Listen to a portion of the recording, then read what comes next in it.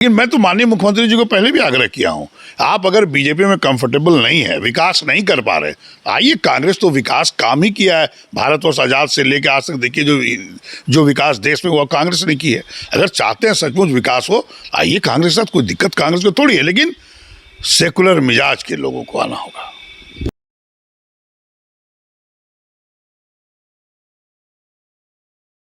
नीतीश कुमार जी ने जो कल कहा है, शराब तो एक एक गाँव, एक एक कस्बे, एक एक शहर में मिल रहा है। होम डिलीवरी, जो लड़के लड़कियों को शिक्षा प्राप्त करना था वो home delivery boy and girl का काम कर रहे हैं। सबको जानता है। आपको तारापुर लड़ना चाहिए था राजद को, और मेरी सीट थी, मुझे लड़ना चाहिए, तो उन्होंने दोनों सीट पर घोषणा कर दी। गलती मैंने नहीं की, उन्होंने घोषणा कर दी। हम लोग भी चुनाव लड़े, माहौल ऐसा बना कि हम लोग को वोट कम जरूर आया है, लेकिन जनता की जो आवाज़ है, मैं भी घूम रहा था क्षेत्र में, जनता की आवाज़ है कि आपको अकेले चुनाव लड़ना चाहिए। ऐसे निर्णय तो आदरणीय सोनिया गांधी लेंगी, आदरणीय राहुल गांधी लेंगे, आगे क्या करना है। लेकिन हमारा मानना है कांग्रेस अगर मजबूत होना चाहती, जैसे हिमाचल में, राजस्थान में चुनाव हुआ, अकेले लड़ी, भारतीय जनता पार्टी को परास्त किया और सारे सीट।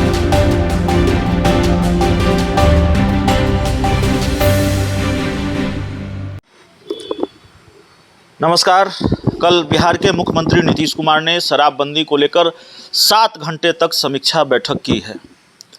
इस बैठक से क्या नतीजा निकला, वो बिहार के डीजीपी की प्रेस कॉन्फ्रेंस से तस्वीर साफ हो गई। उन्होंने कहा कि सेंट्रल जो टीम होगी वो समय समय पर छापेमारी करेगी और दोषियों के खिलाफ और सख्त एक्शन लिया जाएगा। विपक्ष शराबबंदी को लेकर लगातार हमलावर रहा है। बहुत सधे अंदाज में नीतीश कुमार के सहयोगियों ने भी निशाना साधा है। आवाज़ें जेडीयू की तरफ से भी उठी है, यानी नीतीश कुमार की पार्टी की तरफ से भी उठी है। लेकिन हम इस वक्त एक ऐसे नेता से बात करेंगे, बिहार की जाने माने कदावर शख्सियत हैं, राजनीतिक शख्सियत हैं, और ऐसी शख्सियत हैं जिन्होंने शराबबंदी को लेकर लगातार सीएम नीतीश कुमार को घेरा, शराबबंदी पर लगातार सवाल उठाए और शराबबंदी को लेकर सबसे ज़्यादा आक्रामक रहे। कांग्रेस विधायक दल के नेता अजीत शर्मा जी हमारे साथ हैं। सर, कोई गुस्सा कम हुआ या नहीं हुआ? कल तो 7 घंटे तक बैठक चली, भरोसा हुआ नहीं हुआ, कुछ होगा? आप बताइए ना कि बैठक में क्या निर्णय लिया गया। समीक्षा तो प्रत्येक वर्ष होता है, 6 वर्ष हो गया शराबबंदी किए हुए। सदन में हम लोग सभी साथ थे, ऐसा नहीं कि उन्होंने अकेले किया था। और कल जो हालत है बिहार का, शराब तो एक एक गाँव, एक एक कस्बे, एक एक शहर में मिल रहा है। होम डिलीवरी, जो लड़के लड़कियों को शिक्षा प्राप्त करना था वो home delivery boy and girl का काम कर रहे हैं। सबको जानता है। कल उन्होंने समीक्षा की और कहा क्या कि थानेदार और चौकीदार को 10 साल के लिए सस्पेंड कर दिया जाएगा। ये तो पहले भी वही लोग कर रहे थे। थानेदार कर क्या रहे हैं? यही शराबबंदी का खेप पकड़ाता है, 10% रखते हैं, 90% छोड़ देते हैं। बालू का ट्रक को छोड़ते रहते हैं, जो चोरी का बालू है, ओवरलोडेड ट्रक को पैसा लेने का काम करते हैं। तो ये लोग तो पहले से भी कर रहे थे, और पहले भी आपने कहा था कि सस्पेंड होंगे वो। तो आज कोई नई बात तो उन्होंने कहा नहीं है। एक ही नई बात है जो कि अभी आपने कहा कि डीजीपी ने प्रेस कॉन्फ्रेंस में कहा कि सेंट्रल टीम हर जिला में निगरानी करेगी और उसको पकड़ने का काम करेगी। इसका मतलब हुआ कि बिहार का पूरा प्रशासन, लोकतंत्र फेल है। तभी तो आप सेंट्रल टीम की बात डीजीपी कर रहे हैं। ये बड़ा बिहार के लिए दुर्भाग्य है कि डीजीपी सेंट्रल टीम की बात करते हैं। क्या आपके इतने पुलिस प्रशासन जिसमें खर्च हो रहे हैं सरकार के, तनख्वाह दिया जा रहा है आप लोगों को, क्या आप लोग सक्षम नहीं हैं? 6 वर्ष से तो सक्षम नहीं थे। अगर रिव्यू किया गया है, अगर पुलिस पदाधिकारी चाह ले, एक भी बोतल शराब बिहार में नहीं आएगा। बिहार के पूर्व डिप्टी सीएम हैं सुशील कुमार मोदी, उन्होंने कहा है, हालांकि उन्होंने आरजेडी के लिए कहा है कि क्या या फिर अगर हिम्मत है तो लालू यादव या तेजस्वी यादव शराबबंदी के मुद्दे पर अगला चुनाव लड़ लें। कांग्रेस लड़ेगी अगला चुनाव शराबबंदी के मुद्दे पर? देखिए, शराबबंदी का कोई मुद्दा ही नहीं है। पूरे देश में क्या शराबबंदी बंद है? क्या नरेंद्र मोदी जी, जो आपकी सरकार है, एनडीए की सरकार बिहार में, और सुशील मोदी जी तो भारतीय जनता पार्टी के हैं। आप अगर ये बात कर रहे हैं तो पूरे देश में आदरणीय नरेंद्र मोदी से आग्रह करिए, पूरे देश में शराबबंदी लागू करें। क्यों नहीं करते हैं? आज जो झारखंड से, बंगाल से, यूपी से शराब बिहार में खेप आ रहा है, अगर वहाँ बंद होता तो क्या बिहार में शराब आता?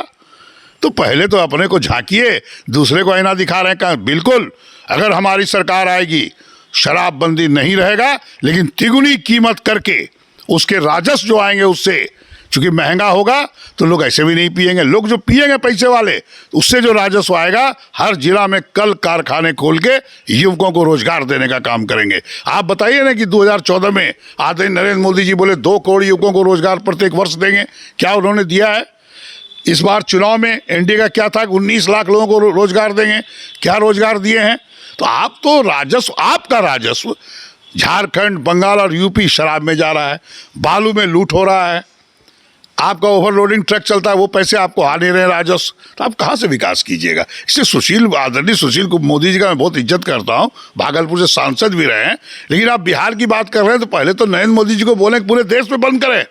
गुजरात में बंदी है, गुजरात में वहाँ डॉक्टर के प्रिस्क्रिप्शन पर शराब मिलते हैं। तो फिर आप पहले अपने को देखिए, किसी विपक्ष को देखने के पहले खुद को आईना में देख लीजिए। 1-2 राजनीतिक सवाल सर। इंटरव्यू की शुरुआत में हमने कहा कि शराबबंदी को लेकर आप सवाल उठाते रहे हैं। समीक्षा बैठक के बाद आपकी नाराजगी खत्म हुई या नहीं हुई सरकार से, मुख्यमंत्री नीतीश कुमार से? उपचुनाव के नतीजों के बाद या उपचुनाव के बाद आरजेडी से कोई नाराजगी खत्म हुई है कि नहीं? नहीं, नाराजगी की बात ही नहीं हुआ। देखिए, उस बार जो विधानसभा चुनाव हुए 70 सीट पर हम लोग लड़े, उसमें कुशेश्वर सीट हम लड़े थे। हार जीत तो लगा रहता है। आपको तारापुर लड़ना चाहिए था राजद को, और मेरी सीट थी मुझे लड़ना चाहिए, तो उन्होंने दोनों सीट पर घोषणा कर दी। गलती मैंने नहीं की, उन्होंने घोषणा कर दी। हम लोग भी चुनाव लड़े, माहौल ऐसा बना कि हम लोग को वोट कम जरूर आया है, लेकिन जनता की जो आवाज़ है, मैं भी घूम रहा था क्षेत्र में, जनता की आवाज़ है कि आपको अकेले चुनाव लड़ना चाहिए। ऐसे निर्णय तो आदरणीय सोनिया गांधी लेंगी, आदरणीय राहुल गांधी लेंगे, आगे क्या करना है। लेकिन हमारा मानना है कांग्रेस अगर मजबूत होना चाहती है, जैसे हिमाचल में, राजस्थान में चुनाव हुआ, अकेले लड़ी, भारतीय जनता पार्टी को परास्त कर साले से को लेकर भी बयान आया है कि अकेले लड़ेंगे प्रियंका गांधी जी। देखिए, ऐसा अकेले तो लड़ेंगे ही। ऐसा है, जब हिमाचल और राजस्थान जीते तो पेट्रोल डीजल की कीमत में कमी कर दिया आदरणीय नरेंद्र मोदी जी ने। डर लग गया कि महंगाई चरम सीमा पर है। निश्चित तौर पर यूपी में अकेले चुनाव लड़ेंगी, बोली नहीं है, और चुनाव लड़ेंगे और जीतेंगे भी। और मैं चाहता हूं बिहार में भी कांग्रेस अकेले दम पर मेहनत करे, संगठन को गांव-गांव में बनाए। राहुल गांधी जी ने भी कहा था अगले बैठक में कि 10-10 डेडिकेटेड वर्कर बनाइए गांव में। जिस दिन हम लोग 10-10 डेडिकेटेड वर्कर बना लेंगे, उसके बाद कांग्रेस अकेले सक्षम है चुनाव लड़ने के लिए, किसी की जरूरत नहीं है। लेकिन भारतीय जनता पार्टी को अगर रोकने के लिए, चूंकि सांप्रदायिक पार्टी है, इसको रोकने के लिए अगर आदरणीय सोनिया गांधी और राहुल गांधी जो निर्णय लेंगे, हम लोग उनके साथ। एक जो थ्योरी परोसी जा रही है, आप चाहे तो इसको खारिज भी कर सकते हैं, आपका अधिकार है, कि चूँकि आरजेडी के साथ गठबंधन, इतने पुराने दोस्त के साथ गठबंधन इसलिए भी टूटा, और कांग्रेस ने ये हिम्मत इसलिए भी दिखाई क्योंकि कांग्रेस ने शायद विकल्प तलाश लिया है। थ्योरी यह है कि एक अलग मोर्चा भी बन सकता है समय आने पर। संभावनाएं दिखती हैं कि नीतीश कुमार और बीजेपी की दोस्ती टूटेगी, तो कांग्रेस जो है वो नीतीश कुमार की तरफ भी देख रही है, कांग्रेस चिराग पासवान की तरफ भी देख रही है, पप्पू यादव हैं ही। ऐसा है क्या? ऐसी अभी तक कोई बात नहीं है धरातल पे। लेकिन देखिए, राजनीतिक पार्टी जो विकास के लिए, कांग्रेस पार्टी राष्ट्र देश में सबसे बड़ी पार्टी है। कोई भी जो सेकुलर पार्टी होगी वो आएगी तो बिल्कुल स्वागत है। लेकिन आप लोग यह मान लेते हैं कि ये टूटा है इसलिए दूसरा विकल्प भी खोजेगा, अभी ऐसी कोई चर्चा नहीं है। आदरणीय सोनिया गांधी, आदरणीय राहुल गांधी निर्णय लेंगे और हम लोग करेंगे। लेकिन मैं तो माननीय मुख्यमंत्री जी को पहले भी आग्रह किया हूँ, आप अगर बीजेपी में कंफर्टेबल नहीं है, विकास नहीं कर पा रहे, आइए, कांग्रेस तो विकास काम ही किया है भारतवर्ष आज़ाद से लेकर आज तक। देखिए, जो विकास देश में हुआ कांग्रेस ने की है। अगर चाहते हैं सचमुच विकास हो, आइए कांग्रेस के साथ, कोई दिक्कत कांग्रेस को थोड़ी है। लेकिन सेकुलर मिजाज के लोगों को आना होगा। महागठबंधन में या फिर सियासी लिहाज निर्णय लेंगे और हम लोग करेंगे। लेकिन मैं तो माननीय मुख्यमंत्री जी को पहले भी आग्रह किया हूँ, आप अगर बीजेपी में कंफर्टेबल नहीं है, विकास नहीं कर पा रहे, आइए, कांग्रेस तो विकास काम ही किया है भारतवर्ष आज़ाद से लेकर आज तक। देखिए, जो विकास देश में हुआ कांग्रेस ने की है। अगर चाहते हैं सचमुच विकास हो, आइए, कांग्रेस के साथ, कोई दिक्कत कांग्रेस को थोड़ी है। लेकिन सेकुलर मिजाज के लोगों को आना होगा। महागठबंधन में या फिर सियासी लिहाज से आरजेडी को अछूत बनाने की रणनीति पर काम कर रही है कांग्रेस। आप नीतीश कुमार को ऑफर दे रहे हैं और ये कह रहे हैं कि आप साथ आ जाइए, आरजेडी से आपका रिश्ता टूट चुका है। तो किसी ऐसे विकल्प पर किसी ऐसे कोई ऐसी मोर्चाबंदी तो आप करने की कोशिश तो कर रहे हैं ना, ऐसे आसार नज़र आ रहे हैं ना कि जिसमें आरजेडी भी नहीं हो, जिसमें बीजेपी भी नहीं हो। देखिए ऐसा कुछ ही बातें नहीं हुई है, लेकिन नीतीश कुमार जी की आप बात कर रहे थे आदरणीय, वो हमारे पहले भी गठबंधन में रहे हैं और वो सेकुलर हैं अभी। परहेज नहीं है? नहीं, कोई परहेज नहीं। अगर हम लोग को तो बीजेपी से परहेज है। बीजेपी सांप्रदायिक पार्टी है, उसको रोकने के लिए देश में हम लोग कोई भी कुर्बानी दें। नीतीश कुमार सेकुलर? नीतीश कुमार सेकुलर थे, अभी भारतीय जनता पार्टी से साथ गए हैं, और अगर ये सेकुलर वाली बात करने लगते हैं तो अनकंफर्टेबल फील करते हैं। लेकिन हम तो मानते हैं कि सेकुलर थे, लेकिन अब भारतीय जनता पार्टी के साथ जाने के बाद उनकी क्या सोच में बदलाव आया है वो अभी नहीं कह सकते जब तक फिर बात नहीं होती। चलिए, अजीत शर्मा जी से हम बातचीत कर रहे थे, शराबबंदी पर बातचीत हुई, सियासत पर बातचीत हुई, और उम्मीद है ये इंटरव्यू आपको पसंद आया होगा। बहुत बहुत धन्यवाद।